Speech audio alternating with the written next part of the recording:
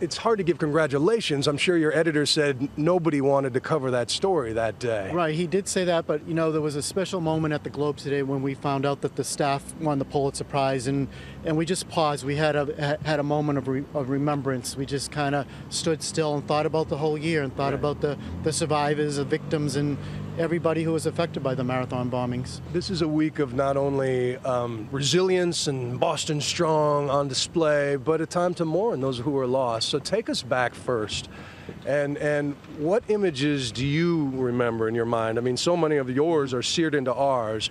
Are they still there? Do they still haunt you? I can look across the street and I still have a vision of where everybody was that day that I photographed. I mean, there was Celeste Corcoran, who lost both her legs, and her husband, who takes his belt off and puts him around one of the legs and gets another belt and puts around the other leg. She lost both her legs, and her daughter, Sydney, 18 years old, is 15 feet away from her, and she has a tear to her femoral artery, and two heroes just saved her life and put pressure on her leg and stopped the bleeding.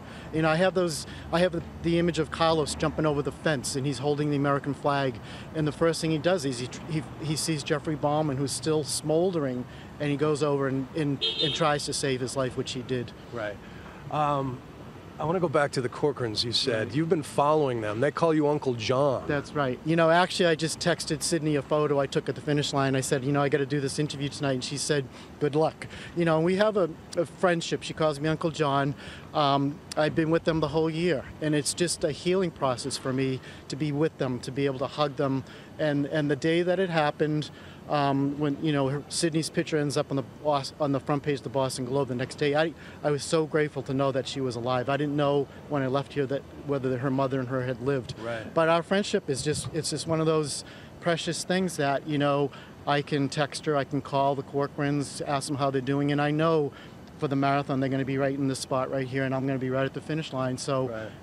I'm going to be in the way I'll be with them. I watched this event. I didn't cover it like so many people on television, and to be here and see the perspective of the first bomb went off right over here, the second one just up the street, up Boylston, right. About 2 blocks.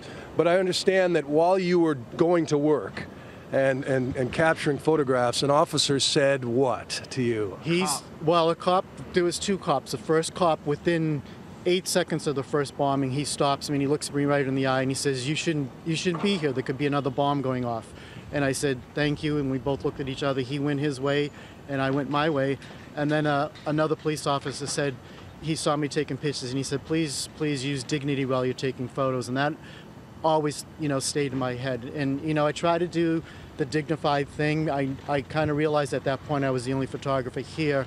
And I think my photographs help people heal. I think people were aware of the horror that went on that day, whether they contributed money to the One Fund or just said a prayer. I mean, I think those photos hit home, and people will always remember them.